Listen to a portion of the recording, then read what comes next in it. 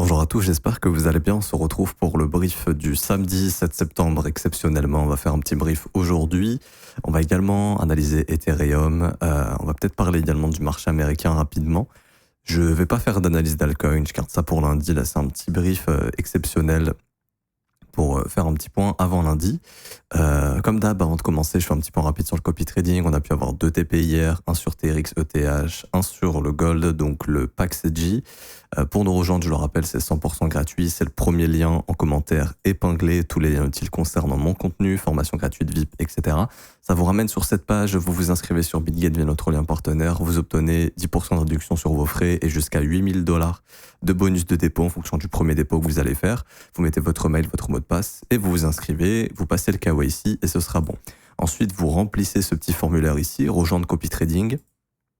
Vous mettez votre prénom, votre mail, votre identifiant Bitget et vous cliquez sur rejoindre tout naturellement. Vous allez recevoir par mail l'accès à la plateforme de copy trading et ensuite vous regardez cette vidéo, configurez le copy trading pour le configurer sur votre compte et les ordres vont s'exécuter tout seuls. Il y a de nouvelles stratégies qui arrivent très très bientôt au mois de septembre et également les stratégies intra vont pouvoir reprendre. On finit de corriger quelques petites choses. Alors le Bitcoin ici, donc hier NFP, News Echo. Ça allait avoir de l'impact sur Bitcoin, on en a parlé. Bitcoin qui est un asset à risque, qui est une valeur technologique qui est corrélée au Nasdaq. Quand je parle de corrélation, c'est on suit absolument tous les mouvements depuis plusieurs jours. Ici, si je vous montre un petit peu, voilà, ça c'est le Nasdaq, ça c'est ici en rose le Nasdaq, et vous avez le Bitcoin en bougie traditionnelle ici. Regardez comment tout est corrélé, on suit absolument le Nasdaq. Là c'est le week-end, donc les futurs du Nasdaq sont fermés, donc Bitcoin en a profité pour faire un petit rebond. Mais en dehors de ça, on voit qu'on est très corrélé. Alors moi, ça me rappelle beaucoup lorsque en fait le marché du Nasdaq est très nerveux et très volatile, Bitcoin le suit très souvent et ça me rappelle souvent malheureusement un petit peu les catastrophes, genre quand il y a des gros drops sur le Nasdaq ou pendant les événements Covid, etc. On avait vraiment un Bitcoin et un Nasdaq qui se lâchaient pas, qui étaient corrélés à quasiment 100%. Et là, c'est la même chose. Donc j'ai l'impression qu'on a en fait une gestion de portefeuille sur le Nasdaq et le Bitcoin qui est la même, c'est-à-dire que des institutions qui sont exposées probablement sur le Bitcoin sont en train de réduire l'exposition sur les assets à risque et en fait ils font exactement les mêmes manœuvres sur le Bitcoin que sur les assets à risque puisque c'est la même chose. Bitcoin est un asset à risque. Donc si jamais vous avez la peur d'une récession ou autre, bah vous allez réduire votre exposition sur le Bitcoin. Et on peut voir que les chiffres du NFP sont pas du tout bons. Alors, je vais remettre le calendrier ici. On est bon. 6 septembre, on a eu les résultats du NFP et on avait un forecast. Donc, en fait, on avait une prévision à 164 000, mais on a à 142 000. Ça veut dire qu'en fait, la création d'emplois continue d'être sous les estimations et on continue d'avoir une création d'emplois qui continue de baisser depuis quelques temps. Ici, si on regarde, hop, vous voyez, ça fait quand même depuis plusieurs mois que ça baisse. Et donc ça, justement, ça donne des peurs d'une récession, d'une crise. Le taux de chômage hier, bon, il n'a pas vraiment augmenté. Il est à 4,2, il était autour des estimations. Mais si on prend du recul, le chômage augmente. Ça va pas s'inverser comme ça en un claquement de doigts. Les taux sont toujours hauts. C'est compliqué pour les entreprises d'entreprendre, de créer de l'emploi, du coup. Et c'est ce qui fait que là, l'économie américaine commence peu à peu à être saturée. Et ça commence comme ça commence toujours par une hausse du chômage, la création de l'emploi qui diminue, les jobs vacants, il y en a de moins en moins, c'est plus difficile de trouver du travail. Donc tout naturellement, si les taux sont hauts, que la Fed ne peut pas booster l'économie, bah automatiquement, si le chômage augmente et que la création d'emplois diminue, etc., ça peut nous amener à une récession. Et actuellement, l'inflation est encore trop élevée pour le moment, pour pouvoir baisser les taux super vite, pour pouvoir réimprimer de l'argent, restimuler l'économie. Les États-Unis ont déjà des priorités avant ça. Avant de booster les marchés, ça sera déjà de payer les intérêts des bonds américains. Bien évidemment, quand vous achetez des bonds, vous prêtez de l'argent au gouvernement et on vous donne des intérêts, mais ces intérêts deviennent tellement élevés qu'ils sont en difficulté. Donc la Fed devra d'abord s'occuper de ces gens-là, enfin s'occuper justement des bonds. Ensuite, la Fed également, dans l'équation, si les marchés continuent de tomber comme ça et que derrière les taux sont super élevés, les banques vont commencer à être en difficulté, donc peut-être qu'on verra 1, 2, 3, 4 banques tomber. La Fed devra soutenir ces banques-là, très probablement comme elle l'a fait l'année dernière, parce qu'il y a des gens qui vont perdre énormément d'épargne, il y a des business qui vont mourir si la Fed ne le fait pas. Donc avant de penser au marché, il y a plein de choses qui vont venir avant ça. Et donc ça, je pense que les gros poissons, les institutions, les gens qui sont un petit peu rationnels, ont vu la hausse des marchés, la hausse du marché américain qui est complètement folle depuis 2 ans, là depuis 2022. ici, où voilà, on a eu un excès, on a des marchés comme Nvidia qui ont fait x20, x30 en l'espace de 2-3 ans. Donc il y a des excès, donc là automatiquement il y a une réduction du risque. Et puis si vraiment il y a une récession qui arrive, ça peut faire mal. Également, la courbe des taux a été inversée depuis 24 mois. Il faut savoir que historiquement, quand la courbe des taux est inversée pendant 2 ans, voire un petit peu plus, ça amène toujours à une récession. Donc ça, c'est depuis les années 1800, euh, début 1900, fin 1800. Enfin plutôt des années 1900, pardon. Et à chaque fois, ça n'a pas loupé, ça déclenche une récession. Alors est-ce que cette fois-ci, ça sera la même chose? On peut pas vraiment savoir, mais là, en tout cas, dans le graphique, il se passe quelque chose. Le fait qu'on ait des drops comme ça aussi forts, qu'on a ce qu'on appelle du rebalancing et que ça rebaisse comme ça immédiatement, il y a une pression mois-de qui est assez forte. En dehors de ça, on sait que l'année 2024 a été marquée par de grosses ventes du côté de Zuckerberg, du côté de Bezos, donc des CEO des plus grosses sociétés américaines actuelles. Ils ont énormément cash out. Quand on voit que Warren Buffett, il a cash out énormément, il a vendu beaucoup d'Apple, c'est la première fois qu'il fait ça d'ailleurs, qu'il vend autant, qu'il a vendu Bank of America. Quand tu commences d'ailleurs à vendre le système bancaire, généralement, avant une récession, le dernier secteur qui est touché, c'est le système bancaire. La croissance de l'économie, quand on arrive à la fin de la croissance d'un cycle, hein, très généralement, c'est le système bancaire qui est touché en dernier. Quand le système bancaire ne fait plus d'argent ou a des difficultés, c'est souvent à ce moment-là que la fin du cycle économique arrive. Donc il y a toutes ces interrogations qui font que ça devient compliqué. Personnellement, de mon point de vue, je pense qu'une récession, ça arrangerait tout le monde. C'est fou à dire, hein, et je reprends les mots de Jérôme Powell lorsqu'il s'est fait prank, où il pensait parler au président ukrainien Zelensky, alors que c'était des prankeurs russes. Il disait non, mais t'inquiète pas, l'inflation, ça baissera grâce à la récession qui arrivera. Je pense qu'ils le savent déjà, et je pense qu'il y en a besoin, parce que s'il n'y a pas de récession, s'il y a un soft landing, ils pourront pas baisser les taux rapidement, ils pourront pas réimprimer de l'argent pour booster l'économie, ils pourront pas faire un grand nettoyage de l'excès de surspéculation qu'on a eu, des sociétés qui sont valorisées à je ne sais combien, qui ramènent rien du tout. Donc à mon avis, ça les arrange. Et du coup, s'il y a une récession, le chômage va augmenter, etc., ça va, bien sûr, ça va être douloureux si jamais ça arrive, ça sera pricé par les marchés, mais ensuite, le fait qu'on ait une récession, ça va accélérer le ralentissement de l'économie et ça va accélérer le ralentissement de l'inflation, peut-être même partir dans une déflation. Et si tout ça, ça arrive, là, ils pourront justement permettre d'imprimer de l'argent et de restimuler l'économie et de repartir sur quelque chose de sain. Le reset, comme à chaque fois, à chaque fin de cycle économique, tout s'effondre, on fait un grand nettoyage, on réimprime de l'argent et on est reparti de plus belle pendant 15-20 ans. Et nos amis les gros poissons, bah, eux, évidemment, se cassent au top, hein, les Warren Buffett, les machins, et peuvent racheter pas cher une fois que le sang a coulé dans les rues. Donc ouais, il y a ce risque en fait qui plane, ce risque de récession. Alors peut-être qu'il n'y en aura pas de récession, ok. Mais si on a une, moi je ne vois pas forcément. Bon après, si vous êtes full exposé au marché, c'est vrai que vous allez subir cette récession si jamais elle arrive. Ça, bien évidemment, je peux le comprendre.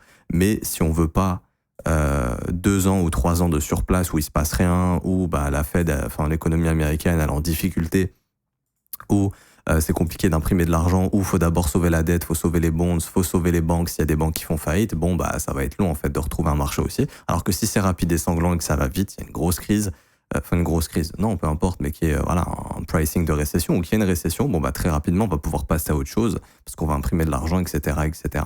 Donc c'est vrai que c'est une situation un peu compliquée.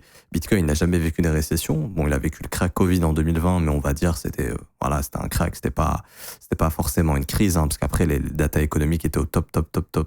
Donc là il n'y a pas de souci à ce niveau-là. Mais ce que je veux dire, c'est qu'on va voir la résilience de Bitcoin face à une crise si jamais elle arrive. Et pour l'instant, Bitcoin, bah, il est considéré comme des assets à risque, et encore plus maintenant, parce qu'il y a eu les ETF, et il y a énormément d'argent d'ETF qui est rentré, et vous vous doutez bien que si jamais dans la tête des gens, ça fait alerte rouge, il y a tout qui tombe, faut vendre de l'asset à risque, et bah, ils vont vendre leur ETF Bitcoin, ce qui peut créer encore plus de pression vendeuse derrière. Donc en fait, c'est un petit peu des poupées russes là qu'on est en train de déboîter, et on commence à arriver peut-être vers des zones dangereuses. Donc ça, c'est pour le Nasdaq. Donc au final, j'ai parlé un petit peu du marché américain. Voilà, donc par exemple ici, prise de sommet daily, imbalance baissière, bam, continuation. Ça, c'est des signes de momentum baissier qui sont très forts, ok. Ça veut pas dire que ça va continuer de baisser comme ça, hein. Mais là, dans l'idée, en tout cas, c'est de se dire que ce New Week Open Gap ici est un petit peu la dernière zone de support sur le Nasdaq ici. Si jamais on perd cette zone de New Week Open Gap, faut s'attendre à ce que le Nasdaq aille faire un plus bas, et je dirais même personnellement, ça je le vois sur le graphique trimestriel, et c'est ce à quoi je m'attends personnellement. J'en parlais avec les élèves d'ailleurs, le jour où on a pris ce sommet trimestriel ici, et que là il y a eu un rejet, là on s'attendait à ce qu'on aille chercher éventuellement ce plus bas trimestriel, voire celui-ci. Et le fait qu'on se soit arrêté avant d'aller le chercher, ici c'était un petit peu bizarre. Et en fait, là, je pense qu'on va y aller. Ça correspond à ce creux ici. Donc, personnellement, je m'attends à ce que le Nasdaq aille sous les 16 977 points. Ça voudrait dire que la chute du Nasdaq n'est pas terminée. Et vous doutez bien que si Bitcoin, etc., se corrèlent au Nasdaq, la chute du Bitcoin ne sera pas terminée. Donc voilà, des datas économiques un petit peu en difficulté, un risque de récession qui plane, bientôt la baisse des taux, le pivot de la Fed qui, historiquement, a déclenché très souvent un marché baissier. Enfin, un pricing en fait de tout ça. À chaque fois, c'était dû justement à une récession. Alors, est-ce que la récession arrivera? Encore une fois, moi, j'ai pas de boule de cristal. Pour l'instant, le PIB est bon. Le PIB continue de progresser. Le seul risque, c'est le marché du travail qui peut par la suite, bien évidemment, faire baisser le PIB. Et ils savent qu'ils peuvent pas stimuler l'économie. Donc, si jamais le chômage augmente, etc., tout naturellement, le PIB va commencer à diminuer.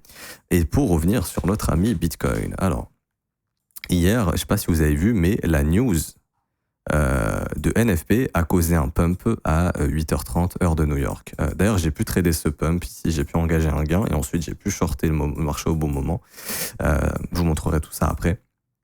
On vous explique un petit peu rapidement les conditions techniques de ce trade. Mais grosso modo, ce qu'il faut comprendre, c'est que les chiffres sont pas bons, mais le marché pump après la news du NFP. Moi, dès que j'ai vu ça, je me suis dit, il y a un truc qui cloche. Les chiffres sont pas bons et ça pump. Ok, on veut sortir les vendeurs avant l'ouverture du marché à 9h30, parce qu'en fait, vous avez la pré-open à 8h30, et ensuite le marché ouvre à 9h30, mais les futurs, eux, sont déjà ouverts, mais la kill zone, le moment de volatilité, il intervient souvent à 9h30, 10h, heure de New York, pas heure de France, hein, pour ajouter 6 heures pour l'heure française. Et du coup, hier, pendant le NFP, si vous regardez bien, ça c'est la bougie de 8h, regardez-moi ce pump, ici. Les chiffres sont pas bons, ça pump, il y a un truc qui cloche, ok. Le marché vient prendre le dernier sommet, et ça c'est sur Bitcoin et sur Nasdaq, hein, c'est exactement la même chose. Juste ici, vous prenez les deux, ils ont exactement le même graphique. Prise du dernier sommet, on dégage les stops là de toute la matinée et des dernières heures, et ensuite 9h, marché ouvre, bam, la direction baissière. Personnellement, je m'attendais, quand j'ai vu les chiffres du NFP être mauvais et que le marché pump, je me suis dit, ok, non, ça c'est en fait, c'est toujours comme ça. Il y a le fake move de 8h30 jusqu'à 9h, et après 9h, voire 9h30, il y a le vrai mouvement. Et là, il y a le vrai mouvement de la session américaine. Et là, du coup, prise de stop, ok. Donc ça, quand j'ai vu la prise de stop, je me suis dit, ok, intéressant. Ensuite, je suis passé en unité de temps inférieure. Donc je suis passé en 2 minutes, juste ici. Et je voulais voir si ici, on allait déclencher un vrai break ou si on se foutait de nous. Et quand j'ai vu que là, le momentum, il commençait à faiblir ici, non, en fait, c'est pas un vrai break. Ok, ouais, il est 9h20, il n'y a toujours rien, il se passe rien. Je me suis dit, ok, la volate, là, elle va commencer. J'ai eu mon signal personnellement qui était tout simplement ici, la cassure du dernier creux. Juste là, ok. Donc là, il y a un changement dans la dynamique du prix. Et ici, on a ce qu'on appelle un immediate rebalance. C'est-à-dire que le marché ici forme une imbalance qui les respecte, il se fait rejeter. Ok, déjà là, il y a un changement. Bon, après, soit vous me prenez pour un fou, mais moi, c'est des concepts en quoi je crois. Il y a un changement dans la signature algorithmique du prix où le prix, tout simplement, ne répond plus à des zones d'inefficience haussière, mais à des zones d'inefficience baissière. Ça, c'est mes croyances. Je vous le dis, pour que vous puissiez comprendre pourquoi je raisonne de cette manière-là. Donc, imbalance baissière, rejet. Donc là, on estime que le déséquilibre il est du côté du vendeur et qu'on n'arrive plus à casser ces déséquilibres. On se fait rejeter. Et là, ici, moi, je voulais rentrer dans cette imbalance, mais elle n'a pas eu le temps de se former. On a fait ce qu'on appelle un immediate rebalance. C'est-à-dire que là, vous voyez, l'imbalance, ça ne se forme pas. La mèche, elle vient combler directement la potentielle imbalance. Moi, dès que j'ai vu ça, bam, je suis rentré short ici. Donc à 56 659, c'est sur cette immediate rebalance. Donc là, ouais, quelque part par là. Dès que j'ai vu la mèche et la réjection, je suis rentré immédiatement. Et derrière le prix là, et aussi c'est le temps. Vous voyez, il est 9h34, le marché ouvre, on a le vrai mouvement, bam, ensuite il y a le mouvement baissier. J'ai pris plusieurs TP, j'ai pris un premier TP sur ce seuil médian d'imbalance, j'ai pris un deuxième TP ici, j'ai pris un troisième TP sur ce lot juste là, et après je vais vous montrer les autres TP parce que c'était les objectifs qu'on avait vus ensemble. Je sors pas ces niveaux de ma tête, hein. C'est des niveaux qu'on a vus ensemble. Alors on avait vu justement que ça c'était notre candle range et que la cassure de cette candle range allait nous mener, soit c'était une cassure haussière, à éventuellement, en fait, soit juste chasser ce sommet. Moi, personnellement, je ne m'attendais pas à ce qu'il y ait un push, je m'attendais plutôt à un mouvement baissier. À la limite, soit la chasse du sommet daily, ici, mais dans tous les cas, pour moi, c'était continuation baissière. Ça, c'est pas mon biais psychologique, j'ai pas de biais psychologique, j'ai juste un biais technique. C'est ce que la lecture du prix me dit. que c'est toujours baissier et que le marché est attiré pour faire de la livraison sur des zones de sell stop. Ça, je l'ai expliqué vendredi. Le marché a deux vocations, soit déclencher des buy stop, soit déclencher des sell stop, ni plus ni moins. Là, sa vocation, c'est déclencher des sell stop. Du coup, quand ici, on voit que on va pas chercher là le sommet, que le mouvement du NFP est bullish alors que les chiffres sont pas bons, qu'on a une prise de stop et qu'ensuite on a un signal de retournement, là je m'attendais personnellement à ce qu'on aille chercher du coup le plus bas, enfin le plus bas de mercredi a été tapé juste avant, du coup qu'on aille chercher le plus bas de la journée, actuelle qui était le plus bas de la London, qui était juste ici. Pour ceux qui se demandent, ça c'était le plus bas de... Non, pas là, pardon, ici. Ça, c'était le plus bas de la London, 3h du matin de New York, c'est la session de Londres. Donc là, je m'attendais à ce que ce niveau soit tag. Ok. Si là, il n'y avait pas de retournement, je m'attendais à ce que le prix continue de faire la livraison en sell stop et tout naturellement, je vais aller targeter les low daily ici qui sont des points d'intérêt. Le marché est venu chercher ce low daily et ce low daily. Vous vous souvenez, je l'ai tracé ce low daily il y a plusieurs jours où c'était un objectif pour le prix. Pour nous, tant que le marché était baissier, jusqu'à preuve du contraire, c'est le cas, on est sur une livraison en sell stop, on cherche à déclencher des sell stop, à sortir des acheteurs. Un objectif clair était ici, ce low daily. C'est le dernier low daily qui couvre la mèche de capitulation ici du 5 août. Capitulation sur cette vague. Je ne sais pas si c'est la capitulation finale du marché, mais en tout cas sur cette vague. Donc là, vous voyez ici, prise de stop, et là, on a une réjection où là, le prix commence à réagir quand le marché américain clôture ici autour des 16 heures. Ok, on a une réaction haussière. Alors, pour être très clair, il va falloir que ça, ce soit un bottom. Techniquement, il n'y a aucune raison de penser que c'est un bottom pour l'instant. Ça va prendre du temps et je pense qu'il faudra attendre cette semaine, éviter de croire les mouvements en week-end, parce que là, on voit que le marché américain n'est pas ouvert. Bam, Bitcoin en profite pour faire un petit retracement. Il y a beaucoup de shorters. On a commencé à atteindre des fundings qui étaient assez négatifs, donc là, c'est cohérent d'avoir un short squeeze, un rebond pour sortir des shorters. Maintenant, pour l'instant, la vocation du prix est toujours de déclencher des sell stop. Je vois aucun signal de retournement. Ici, je suis désolé de casser l'ambiance, mais pour l'instant, c'est ce que je vois sous les yeux. Ok.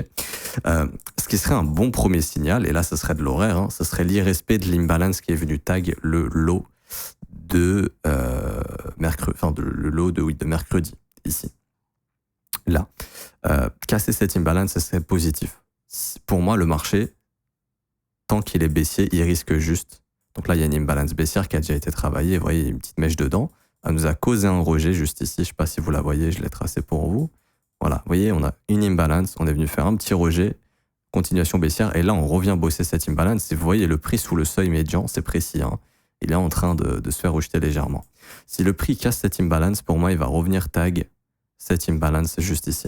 Et si on est toujours baissier, on risque tout simplement de se faire rejeter au niveau du seuil médian ou sous le seuil médian pour faire une continuation baissière. Pour moi, ça, c'est le scénario le plus probable pour le moment.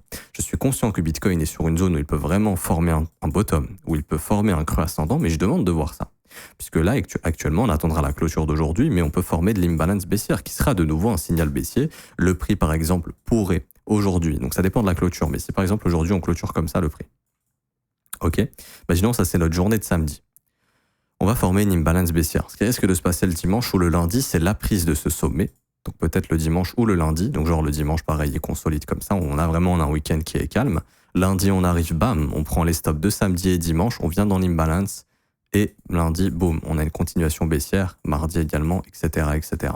Ce serait juste en fait une prise de stop des deux sommets daily de ce week-end pour venir chercher cette imbalance. Ça, c'est une pattern que je vois tout le temps. Par exemple ici, imbalance baissière, sommet daily, prise du sommet daily, réjection dans l'imbalance, bam, continuation baissière. On pourrait refaire exactement ça. Et ça, c'est des patterns d'une livraison du prix baissière. Très souvent, le marché fait ça. Donc, je vous invite à surveiller la clôture d'aujourd'hui pour déjà surveiller l'imbalance daily. En tout cas, moi, c'est ce que je vais faire.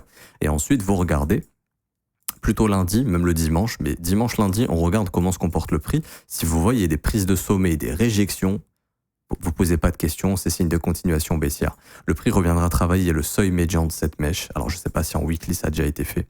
Je pense qu'en weekly, ça a été fait. Hop, c'est très précis, mais ici, ça, c'est vraiment des niveaux intéressants. Voilà, le seuil médian, là, est en train de nous rejeter en weekly. Si jamais le seuil médian commence à le déborder en weekly, on ira chercher le seuil médian en daily. Le seuil médian n'a toujours pas été retravaillé et risque de l'être à 51 400. Pour moi, ça sera la dernière zone qui permettra au Bitcoin de former un creux ascendant. Si 51 400, ça ne tient pas, attendez-vous à ce que le Bitcoin aille chercher le plus bas mensuel du mois dernier. Donc, et son bottom des 48 888 $. Car si le prix est toujours ici, s'il ne se retourne pas très vite, ok, le prix aura toujours la vocation à déclencher des sell stops. Et la prochaine zone de sell stop majeure, elle est là. Elle est à 48 888 $. Pour moi, ma lecture du prix dans l'état m'annonce que le Bitcoin va aller sous les 48 888 $. Je ne l'affirme pas. C'est pour l'instant, en fonction de ce que j'ai sous les yeux ici. Pour moi, j'ai aucun signal de retournement. Un premier signal positif, comme je l'ai dit, ce serait l'irrespect de l'imbalance baissière qui est venu déclencher le break de cette zone. Là, il n'y a pas de breaker à proprement parler, mais on a ici la prise de cette sell stop qui déclenche une accélération du prix. Ça, c'est l'imbalance de référence. Ok. Si cette imbalance ne tient pas, on aura cette prise de stop ici dans les 57 000 $, voire même peut-être plus haut. Ok. Mais si elle tient, on aura simplement qu'un simple rebond technique, ce qu'on appelle du rebalancing. On vient faire le rebalancing de cette zone d'imbalance et on aura une continuation baissière. Et à ce moment-là, la vocation du prix sera d'aller chercher les 48 888 $. Tout comme le prix peut déjà rejeter dans cette imbalance baissière si on n'arrive pas à la casser. Et ça, c'est un signal de momentum. Quand votre prix n'arrive même pas à casser la première mini-imbalance qu'il trouve, ça vous prouve que le momentum baissier est très fort et très puissant. Okay. Donc ça, déjà, ça sera une première chose à surveiller. Donc là, surveillez cette imbalance horaire. Cette imbalance horaire, je vous demande juste ça. Et en daily, vous surveillez la clôture pour pouvoir identifier l'imbalance. Comment vous identifiez l'imbalance? C'est très simple. Vous prenez la mèche ici et vous prenez la mèche qui va se former aujourd'hui. Si on clôture comme ça, l'imbalance, ce sera ça. Si on clôture un petit... Enfin, si le marché monte plus haut, même s'il ne clôture pas au plus haut, mais imaginons il monte plus haut et au final on clôture quelque part par là, vous prenez la mèche haute de cette bougie. Tant qu'aujourd'hui on ne revient pas faire une mèche au 55 612, on a une imbalance qui va se former, une imbalance baissière en daily. Donc imaginons là, si la bougie elle se forme comme ça, donc imaginons on clôture ici mais on fait une mèche jusqu'ici, ça sera l'imbalance. Ok. Ça sera la zone à surveiller pour un éventuel rejet pour faire une continuation baissière. Ni plus ni moins. Ça sera à surveiller. On refera un point lundi de toute façon, mais ça, je vous en reparlerai lundi en attendant la clôture de samedi, puis de dimanche, on pourra faire un point tranquille lundi. Et du coup, quels seraient les objectifs en cas de plus bas de Bitcoin? Alors là, moi, je vais vous donner un objectif personnel qui est les 44 000. Alors, je vais augmenter l'opacité, après, je vais la réduire. Qui est les 44 779 $. Pourquoi ce niveau? Car ce niveau correspondra à l'imbalance pour clôturer en fait l'imbalance trimestrielle qui s'est formée ici. Ça sera les 44 779 $. Alors ça, c'est sur Binance Perp. Ça va dépendre de vos exchanges. Bitstamp, ça peut être différent. Coinbase, ça peut être différent, surtout sur du spot. Mais en tout cas, sur le Perp de Binance, ici, qui est pour moi le contrat à regarder, c'est 44 779 $. En mensuel, l'imbalance, elle a déjà été comblée ici. Vous voyez, cette mèche est déjà venue chercher. Là, si je mets ma souris, regardez. Cette mèche, elle est venue parfaitement chercher l'imbalance à 100%. Ça, c'est pas anodin. On voit qu'il n'y a plus rien ici. OK? On voit qu'il n'y a plus rien. Ce lot mensuel, éventuellement, pourrait être un objectif, c'est les 41 800. Mais ça, c'est vraiment si ça part en cacahuète. Si ça ne part pas en cacahuète, je m'attends juste qu'on aille à 44 000. Donc, le niveau que je vous ai donné, là, 44 779. Et qu'ensuite, on a un rebond. Qu'en fait, on forme en fait un nouveau creux ici, tout simplement. Donc là, si ça ne bottom pas, attendez-vous à ce que le prix fasse ça. Et ensuite, si on forme un creux, personnellement, là, je m'attendrai à ce que le marché revienne travailler ces imbalances qu'on a laissées là. Et là, encore une fois, on sera fixé. Est-ce qu'on se fait rejeter ici ou est-ce que c'est le bottom? Je vous dis pas qu'il faut attendre. Hein. Pour moi, ici, il faut pas hésiter à se positionner sur du spot. Pas en levier comme un débile. J'ai fait une vidéo sur le levier, vous la retrouvez ici. Comment l'utiliser correctement? Tutoriel futur et edge, comment vous edge également. Je vous ai fait un tuto là-dessus, ça peut vous servir. Personnellement, je suis edge depuis ici, depuis que j'ai eu l'invalidation en fait de ce flux haussier. Et je compte justement fermer mon edge vers ces niveaux si ça ne se retourne pas là. Mais du coup, comme je vous dis, si jamais on rentre dans un marché qui est plus baissier que ce qu'on pense, on verra plutôt probablement quelque chose comme ça. Ok? C'est pour ça qu'ici, on sera fixé sur est-ce qu'on est sur une reprise haussière ou pas. Ok. Mais bon, là, je me projette beaucoup trop. Il peut se passer 6 milliards de choses en attendant. Ça se trouve, ça peut aller beaucoup plus bas. Ça se trouve, ça peut bottom ici. Surveillez bien le prix ici. Pour l'instant, il n'y a aucun signal de bottom. Ça peut changer d'ici quelques jours. Je fais des briefs quasiment quotidiennement, donc vous serez tenu au courant s'il y a des signaux de retournement. Également, tant que ce n'est pas le cas, grosse probabilité d'aller chercher les 48 888 et le marché va pas s'arrêter en faisant un joli bottom ici. Oh, je suis gentil, je prends pas vos stops. Non, vous vous doutez bien qu'il va aller prendre les stops et le prix il a des intérêts à venir chercher cette zone-là. Là, il y a une succession d'imbalances qu'on appelle BC qui sont ouvertes à 100%. Ok ? Ces imbalances ont très peu de chances de rester ouvertes à 100%. Imaginez que vous êtes un algorithme, vous voyez le marché comme des zones à combler, vous voyez ça comme un gap. Là, il y a un algo qui voit ça comme un gap ici, il doit combler ça, il doit apporter de l'offre et la demande. Il y a un déséquilibre ici qui doit être comblé. Ok ? On doit ramener des ordres ici. Ça ne veut pas dire qu'on va y aller, ok ? Mais en théorie, cette zone a de grandes chances d'être rebossée. Là, il n'y a pas d'imbalance, là, il n'y a pas d'imbalance, il y a des immediate rebalance, c'est bullish, il y avait une imbalance ici, ça a été comblé, on a continué. Ces imbalances étaient ouvertes à 100%, regardez comment on est venu reproposer du prix dans ces zones. Si ça ne tient pas cette zone d'imbalance ici, qui est l'entrée d'argent institutionnel de la part des ETF d'ailleurs, le prix va chercher à ramener, pour moi on ira dans cette zone entre 43 469 et 46 900. Et du coup, pour être précis, je pense qu'on en profitera pour combler l'imbalance trimestriel au 44 779. Donc si vous voulez, pour moi, le prochain plus bas trouvera un bottom dans cette zone très probablement, pour ensuite initier un rebond et aller déclencher des buy stop, parce que quand on massacre les acheteurs, à un moment donné, il faut massacrer les vendeurs qui vont shorter probablement la remontée ou qui ont shorté trop tard. Voilà, c'est comme ça que ça marche, tout comme c'était le cas ici. On a massacré du vendeur, ensuite on remassacre des acheteurs. C'est comme ça, le marché se déplace de cette manière-là. J'ai pas plus de choses à dire sur Bitcoin. C'était une grosse update, donc surveillez bien le comportement du prix ici. J'essaie d'être le plus explicite possible sans trop rentrer dans les détails pour que vous puissiez comprendre facilement. Ethereum, rapidement, pour moi, il n'y a plus rien. Malheureusement, Ethereum, pour moi, il va aller chercher sous les 2067 $. Le fait d'avoir été rejeté dans cette imbalance baissière, d'avoir pris les stops, réjection, on en parlait, mais au moment où on cassait cette imbalance haussière qui est venue prendre les stops, si ça tenait pas, c'était game over. Et l'objectif du prix, c'est de venir chercher ce lot maintenant. Donc là, je pense qu'on va y aller sous les 2108 $. Je pense pas du tout qu'on va bottom là, ça m'étonnerait. Pareil, on va créer de l'imbalance baissière, donc ça va dépendre de la clôture d'aujourd'hui. Soit on fait un immediate rebalance, auquel cas ça serait bearish s'il y a une bougie baissière derrière, ça voudrait dire immediate rebalance, on continue, on chute. Si on forme de l'imbalance, attendez-vous à ce qu'on vienne dans l'imbalance, donc en fait qu'on vienne prendre les sommets daily et qu'ensuite il y a une réjection, que voilà, le marché soit motivé pour aller nous chercher sous les 2067. Pourquoi les 2067 ?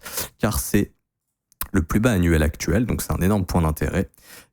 Tous ceux qui ont long en 2024 ont leur stop sous ce niveau, et également, et c'est une invalidation pour énormément de gens, et aussi car c'est un plus bas trimestriel.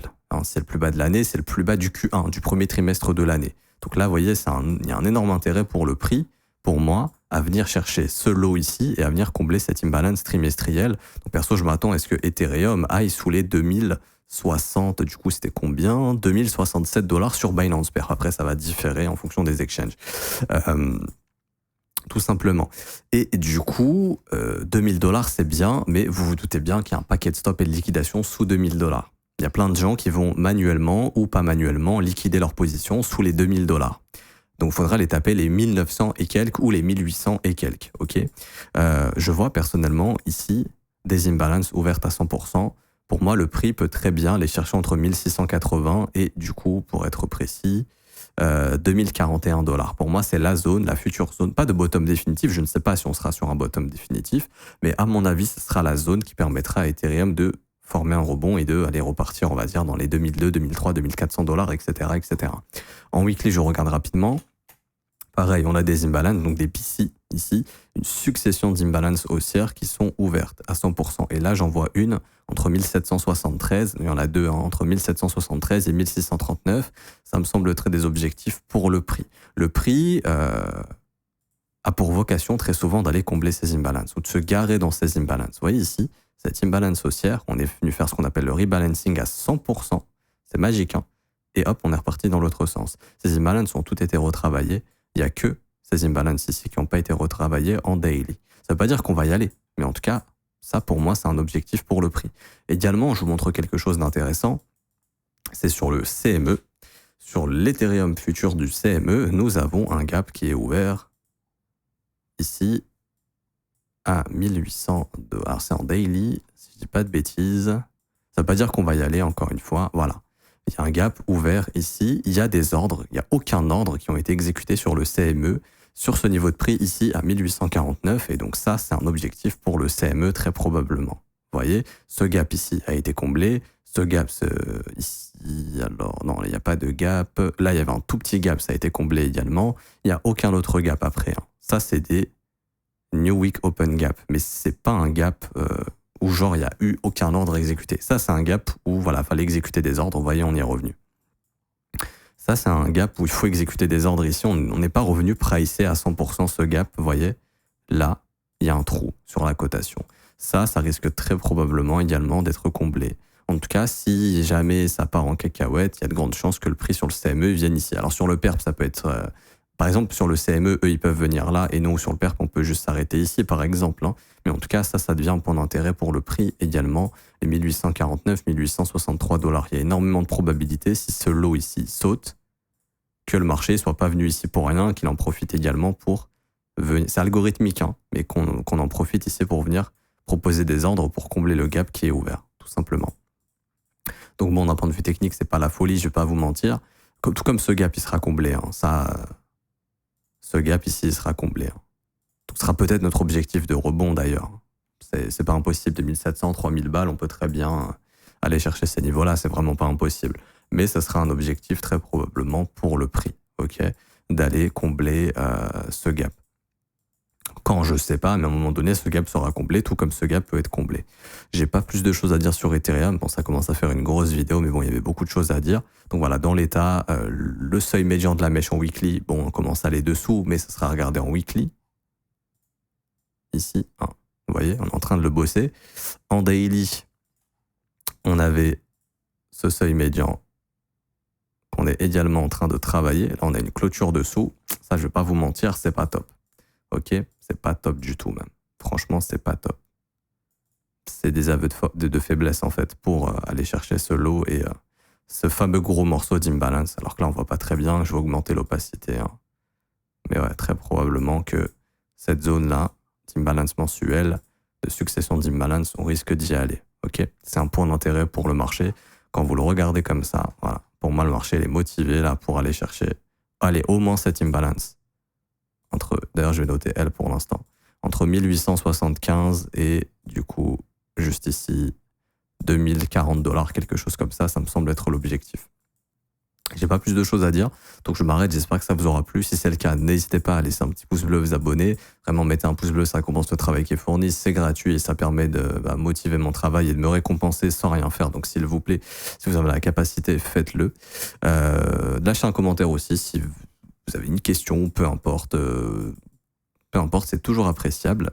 Également, je le rappelle, vous avez accès au copy trading 100% gratuit, premier lien en commentaire épinglé, la formation gratuite, plan d'investissement que je vous donne gratuitement, le VIP également, tout ça c'est offert grâce à BitGet, je les remercie. Et ensuite, vous avez la possibilité de vous former au trading tous les jours avec moi. Hier, on a vu les trades ensemble, j'ai plein de mes élèves d'ailleurs qui ont pris le même trade que le mien. Parce que tous les jours, je les forme, donc ils commencent comment dirais-je, ils commencent tout simplement à bien comprendre comment se comporte le marché, comment se développe le prix, etc. Et ça leur permet, on a les mêmes setups, puisque je leur enseigne les mêmes choses, hein, j'invente pas des choses de mon cerveau, du coup ils peuvent les répliquer, et du coup il y a pas mal d'élèves qui ont bien profité de cette baisse. Je suis super satisfait. Donc si vous souhaitez nous rejoindre, ça commence à partir de 49 € par mois, c'est sans engagement.